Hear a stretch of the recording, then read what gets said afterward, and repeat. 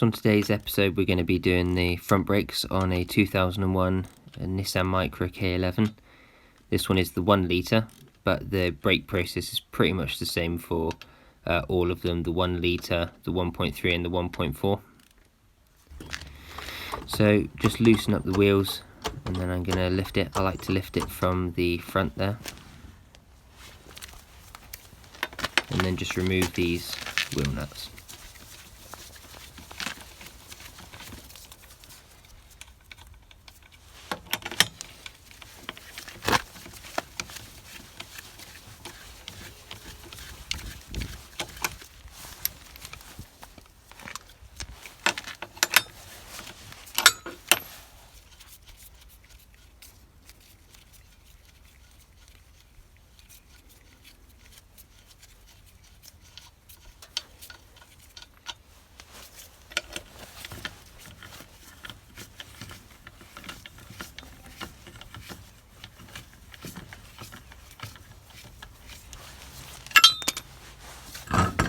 That's that, and then I just like to pop the wheel just underneath the pinch rod there. For doing brakes, I don't always put axle stands under, but it's not a bad idea, especially if you can't trust yourself not to put any limbs underneath the vehicle. But if you're going to stay outside the vehicle, it's fine. Just going to depress the caliper there, pull it as far over as I can.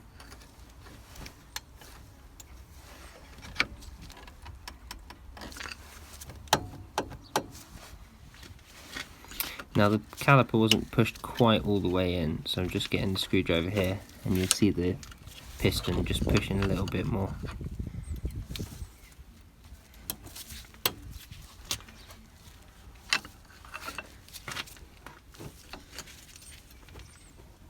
And there we go, you see it just go in there a little bit and then a little bit more.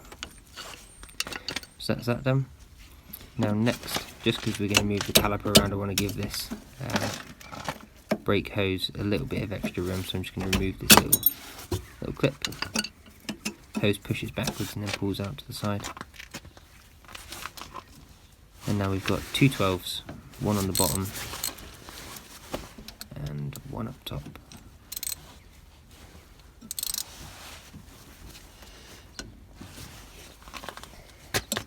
I turn the wheel full lock to get some better access here.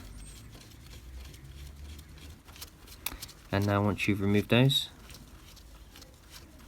you can lift off the caliper itself.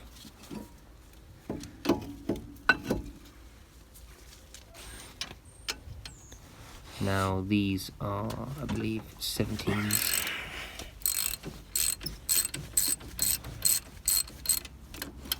Access to this top bolt was a little bit tight for me, so in the end I switched over to using a spanner to get in there to break it loose. One of the strut pinch bolts there was keeping me off with the ratchet.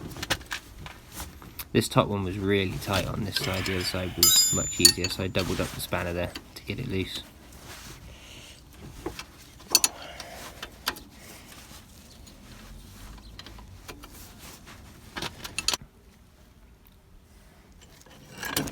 And then once they're removed, the caliper bracket comes out.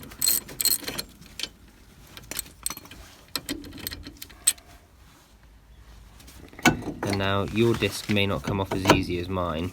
You may have to hit it with a hammer. If you do hit it with a hammer, try and go from the backside like I did just there to knock it loose, or tap on the face where it goes up against the hub. But you can see here on the inside, the reason mine didn't stick is because I always grease them before I put them back on. And speaking of grease, we just want to clean off as much of the old grease as we can, so I'm going over mine with a wire wash. And then just keep brushing away, get nice and clean. I did also notice on mine that on the outside of this hub flange that it needed a little bit of cleaning up as well. There were a few little bits of rust on there that I needed to file off. A lot of the time when these things rust on, it's this top lip here that I'm filing, which fuses to the disc, which makes them really tough to get off. And I'm just going to clean these surfaces here with the file, just where they mount up. Don't go mad because you don't want to You don't want to change its thickness drastically, you just want to get off some of the dirt. It doesn't need to be pristine.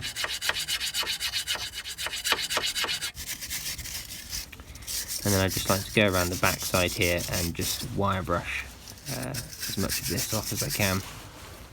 Just get it generally clean so that the new brakes aren't instantly contaminated. And now on here, as per the usual, I'm just going to copper grease this. Just means that in the future, if and when I need to take off these brake discs for whatever reason, that they will just pop right off like they did earlier.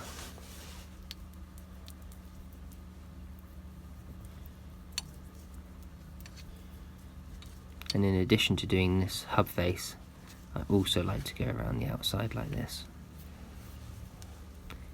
There is an argument for putting on too much grease because obviously it will collect dirt, but I would rather have the grease on there. That's the part number for the disc. I didn't show the part number for the brake pads, but the reason I wanted to show the part number for that is because I highly recommend getting coated discs. They last a lot longer. They've got a product on it, I think it's called Z360. It's basically almost like powder coating. It's like a zinc alloy that they coat the brake disc in, so the brake pad material will wear through some of the coating and the rest of the brake pad will, or brake disc rather, will stay protected. So they're very good. So just going to pop out the old brake pads. They weren't seized in there, which is good. It means that this is still pretty clean. And then just pop out these anti-rattle clips.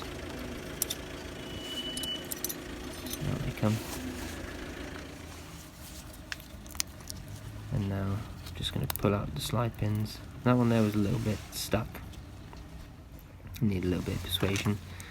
And now just time to clean everything up. Don't forget to clean inside those little rubber boots as well.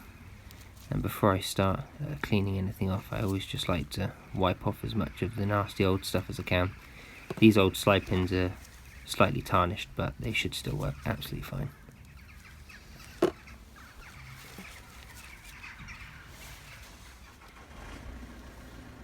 And that's it, that's after I'd fully cleaned them.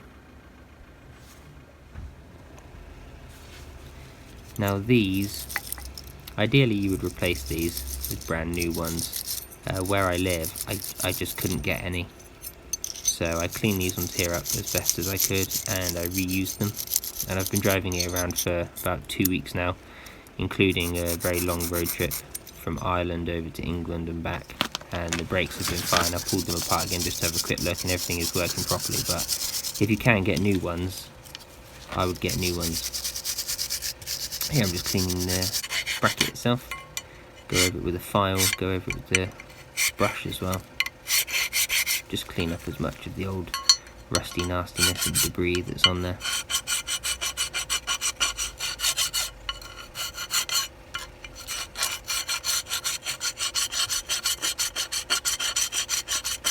And now for grease. When we grease up the slide pins, I like to use this lithium based grease. Very good stuff.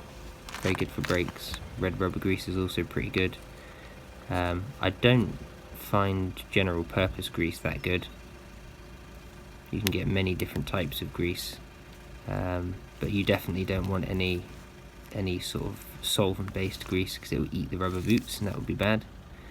And then you just clip them in and then just give them a little squeeze in and out. Make sure you get any air that's trapped inside the boot out, otherwise it will apply pressure, which you don't want. It basically cause one slide pin to have too much tension. Might even make it lock up or create uneven brake pad wear. And then I just grease this part here where the anti-rattle clip goes.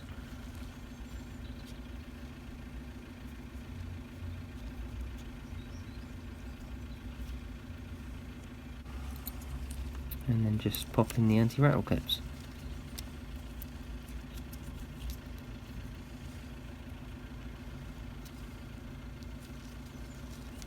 And then you just saw me putting my thumb there in the middle. That's just getting off any excess grease, because when you go to put this up on the car, you don't want to get grease on your brand new brake disc.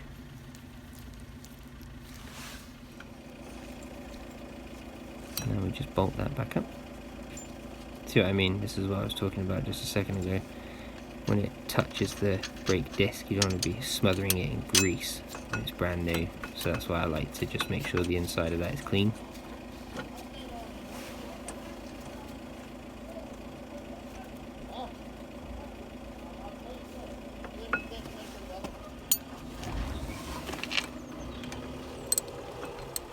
And then I'll just run these down a little bit.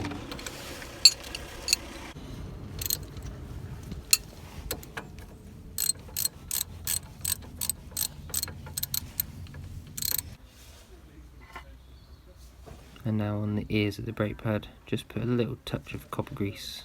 You could use the lithium grease too. You could literally use any grease for this and it will be fine. Some people swear by copper grease, some people say you should never use copper grease.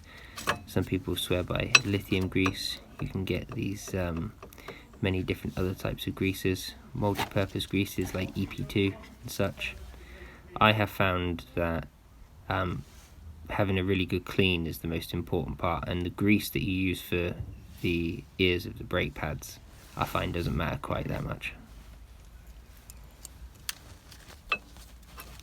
Just make sure they move freely, so they're moving freely. If they're not moving freely, something is wrong and you should investigate. Now I'd just like to clean out the inside of the caliper a little bit, knock off some of the big chunks with the file, and then just give it a gentle wire brush. I don't like to wire brush the face of that piston too much because I don't want to damage the rubber boot that keeps all the dirt out. And now I just like to grease that, and I grease the back of the ears of the caliper as well.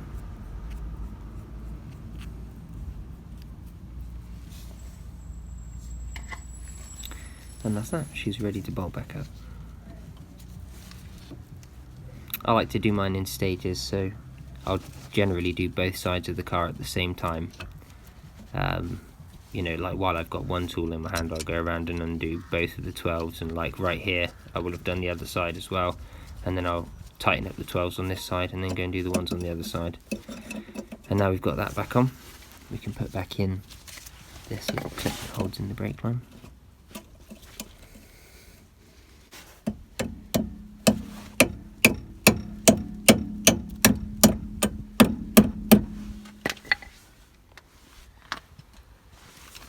And now we've tightened down the bolts, but we will torque them down anyway. These back ones here, I had the torque spec for 90 Newton meters.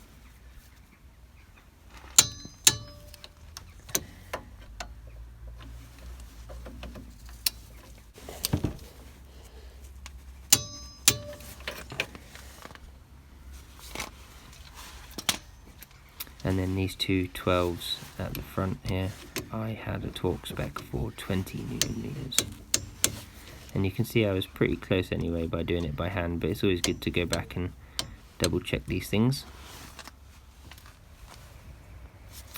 Now we'll just straighten it up. You can see I lost daylight. I started this job around about 3, and it starts getting dark here about 4.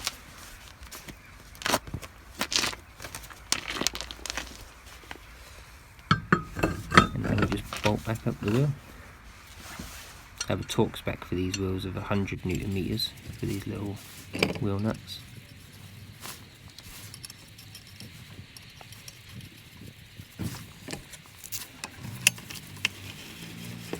I like to tighten it down in the air first and just make sure it's well tightened up against the brake disc before I drop it down on the ground and fully tighten it.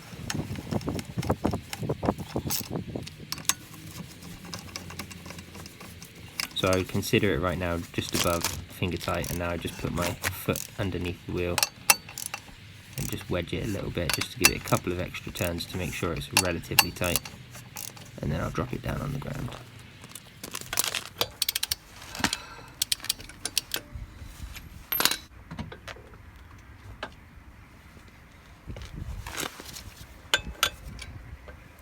And now we'll go around and tighten these down to 100 Newton meters. Go around in a little crisscross pattern.